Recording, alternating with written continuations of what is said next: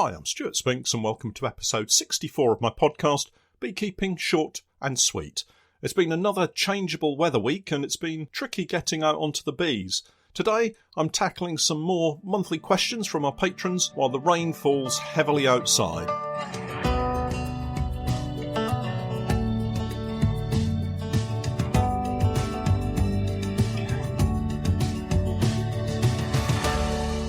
Beekeeping Short and Sweet, a beekeeping podcast for the inquisitive beekeeper with a short attention span. A beekeeper, in fact, just like me.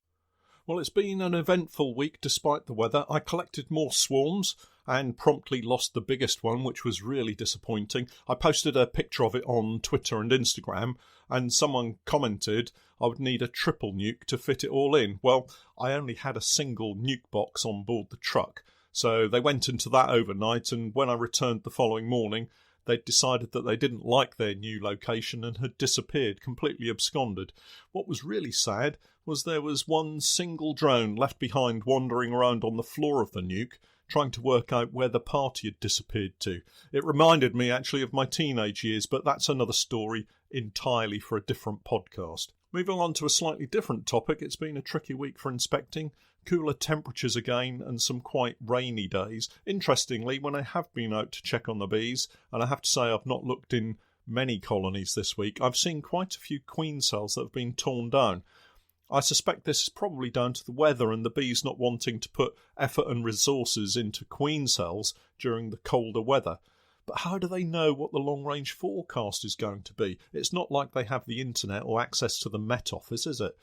Maybe it's down to air pressure or something. I really don't know. If anyone out there does understand how this happens, then please do get in touch.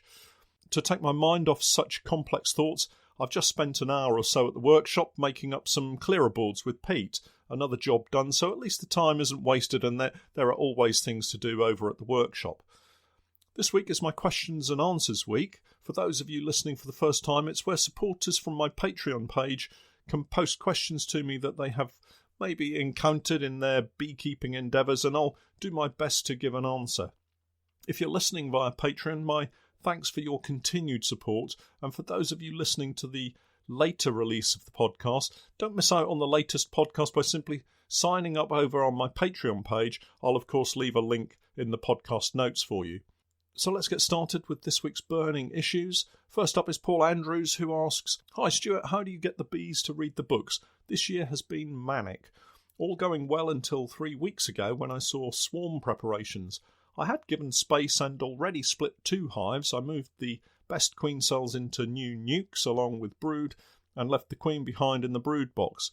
Phew, all done, and did the same in the rest of the hives. The next week, all again. I cut cells out, placing in mating nukes I'd just bought after setting them up with bees.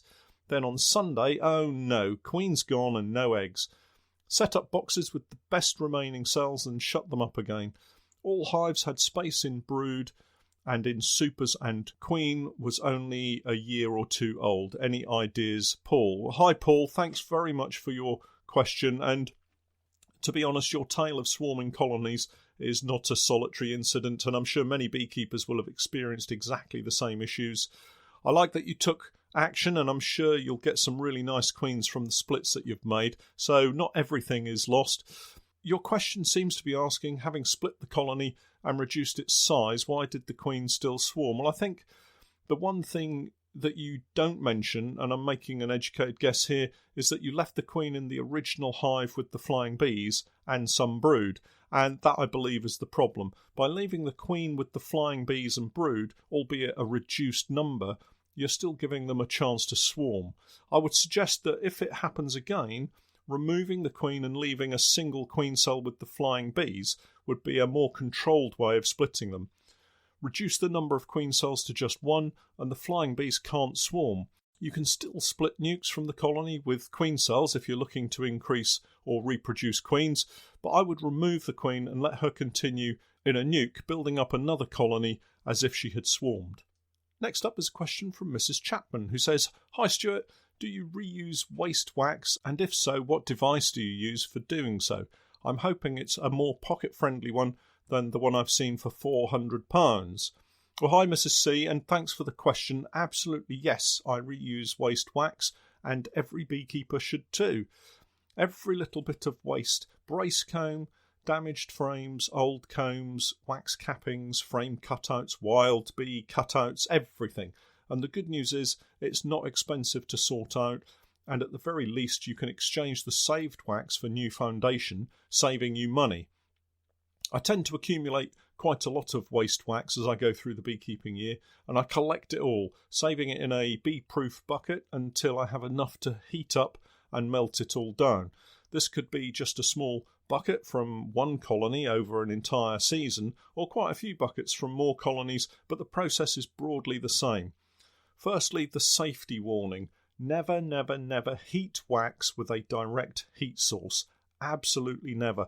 What I mean by this is always put the wax in a bain-marie or an old pan with water in it to prevent the wax from overheating and causing a fire. I have a setup where I can put wax cappings or very new clean wax into a double pan with water boiling in the bottom pan and the wax in the top pan.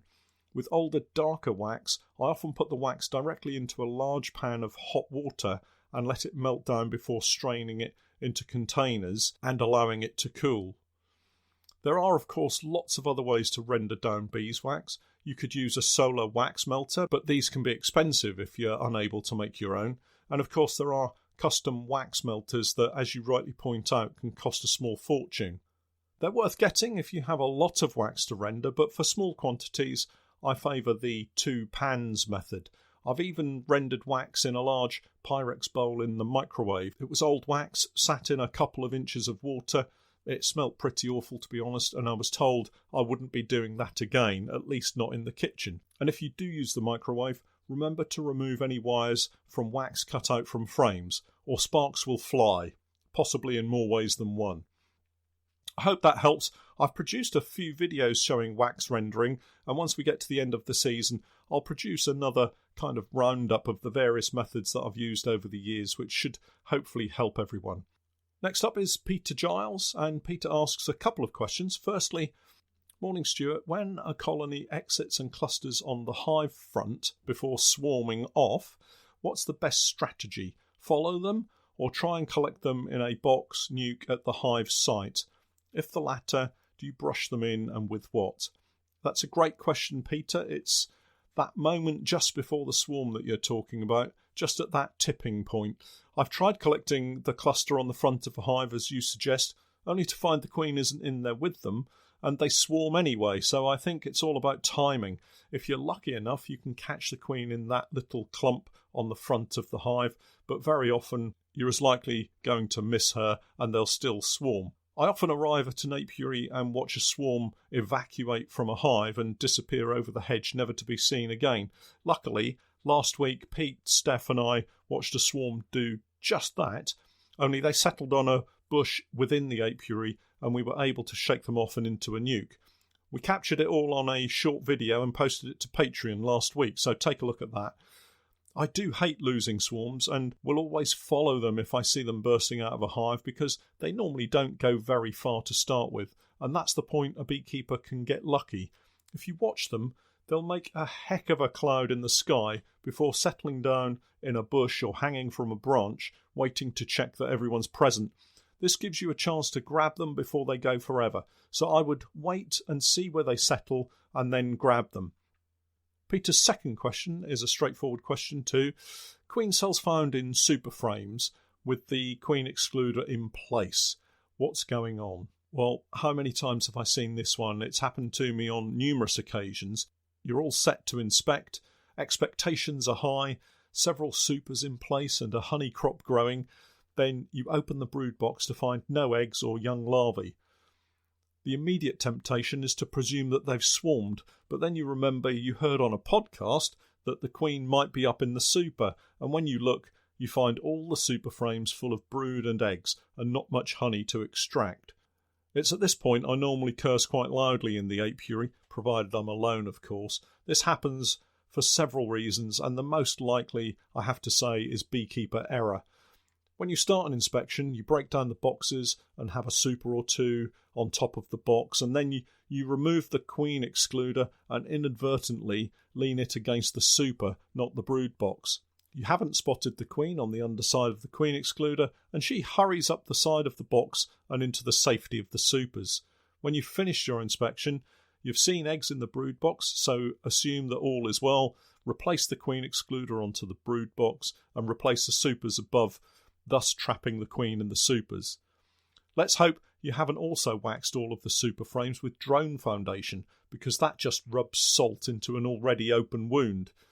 Guess who's talking from experience here? The other option is that in vigorously cleaning the queen excluder by scraping off all the wax and propolis, you accidentally catch one of the wires and bend it slightly, making a gap that the queen can squeeze through. And again, believe me when I say it's easy to do and difficult to spot. And how on earth does the queen manage to find that tiny little gap? I really don't know, but she does anyway. All that can be done is to chase the queen back into the brood box and wait for the brood to emerge from the supers. Just accept that you're going to have extra bees coming out of the super frames.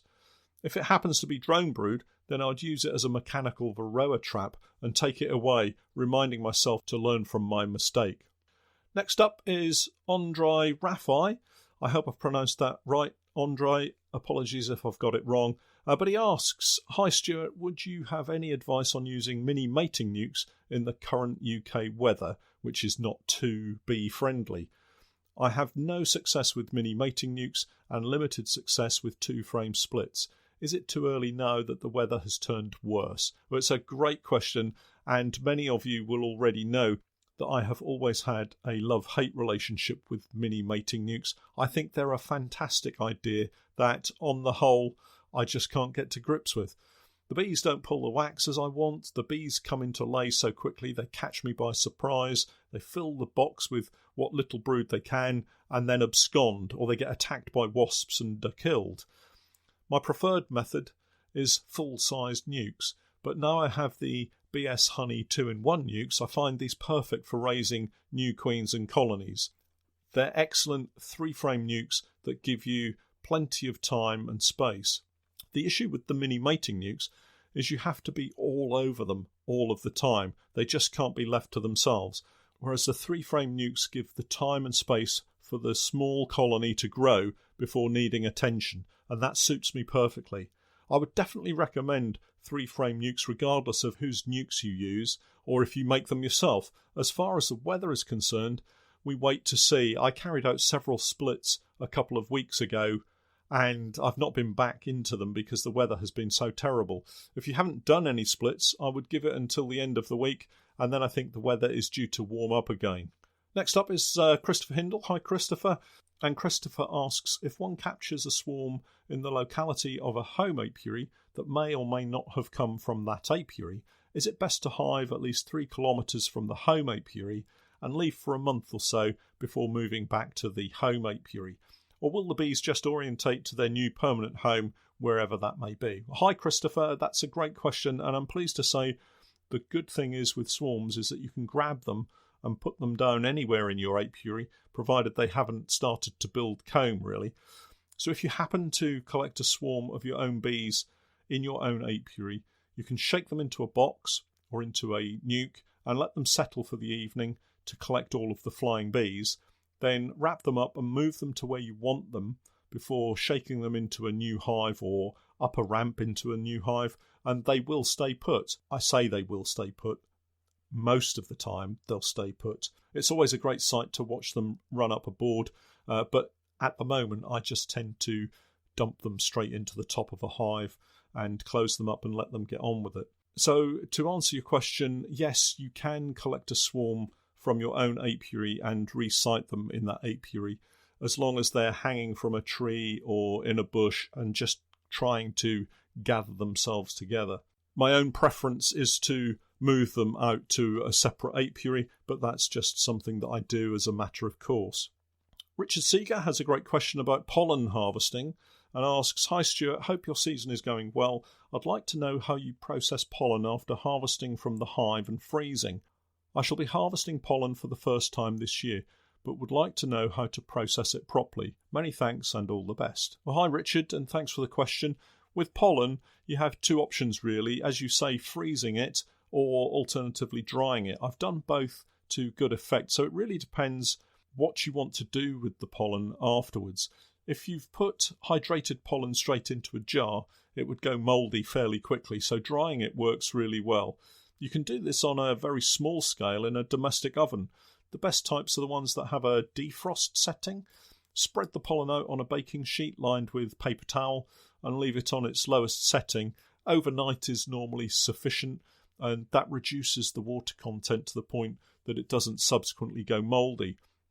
Personally, when I'm freezing it, I spread it out again on an oven tray and freeze it separately, and then I pour the frozen pollen into resealable bags, label it with the date and place of collection, and if I'm using it to feed back to my bees, I make sure I note the hive that it was collected from too. And it's as simple as that. It's not particularly difficult. You just need to have a bit of space in your freezer. Next up is a question from Ian Haslam. Hi Stuart, if a hive looked likely to swarm, but intervention restricted by a turn to windy, wet, below 12 degrees C weather, would they delay or tear down queen cells, or do we manipulate regardless? Well, as I mentioned at the start of the podcast, I've been seeing queen cells that have been torn down, and I suspect it's colonies attempting to swarm but choosing to postpone for whatever reason. I think the weather, but there may be other factors at work too. Once I get into the splits I carried out a couple of weeks ago, I'll let you know how successful they've been, and that might answer the question as to whether to postpone manipulations and splits or to carry on regardless. For me, if I'm actually carrying out an inspection and I see queen cells, then I would generally tend to act on them regardless.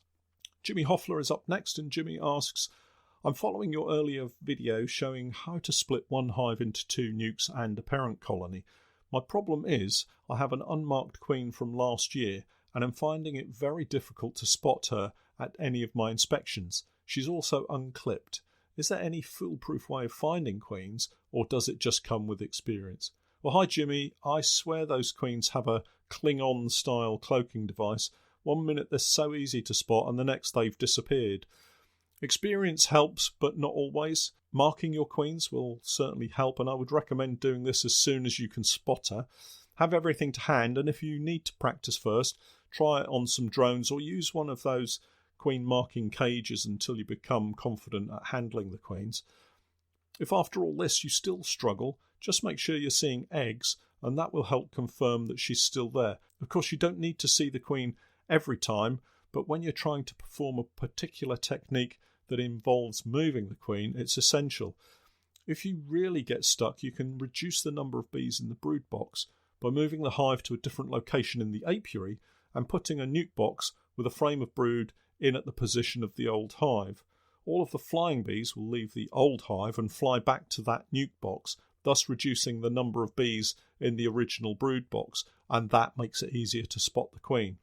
Anne Elvidge also has a similar question regarding spotting the queen, so I'll incorporate Anne's question here too. Anne says, I've just bought a book called Queen Spotting, which I thought would give me good practice, as I also find it impossible to find the queen. But although it is interesting, I have become better at finding her in pictures. It is a different matter when I have a frame covered with masses of moving bees.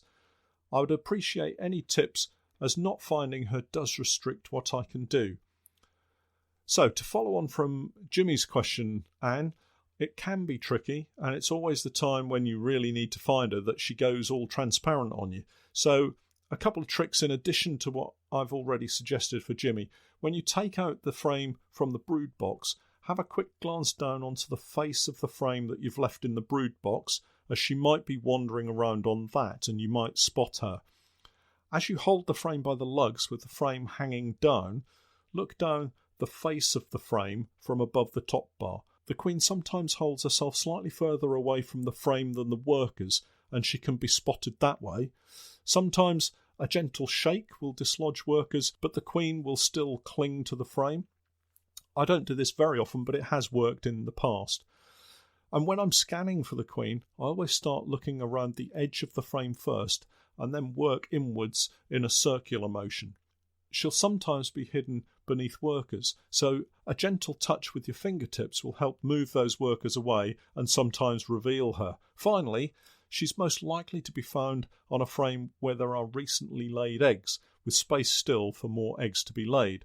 It stands to reason that she would continue to lay in that frame, so have a thorough look on that frame before putting it back into the brood box. And don't forget that she'll very often wander to the very outside frame, so always check the very first frame that you remove and also check the very last frame carefully as well. And I hope that helps you with spotting your queen. And finally, Steve Golpin asks, when replacing supers after extraction, how long would you give the bees to clean?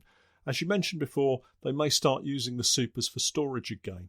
Well, hi Steve, it's a tricky one really, as it really depends on the time of year and the prevailing conditions. However, with warm weather and plenty of bees, I would say 48 hours is more than enough time for them really. I always put the supers above the crown board, which hopefully gives some separation between the bees and the empty supers, encouraging them to take the residual honey down beneath the crown board. A lot of beekeepers leave their wet supers out in the apiary for all of the colonies to rob out, but I'm not in favour of that at all. The potential for encouraging robbing is only surpassed by the greater potential for spreading diseases. It's just something that I wouldn't do. Well, that's it for this week. Thanks very much for all of those questions. And to everyone listening, thanks for hanging around until the end of the podcast. And please do keep the comments coming. I'm Stuart Spinks, and that was Beekeeping, short and sweet.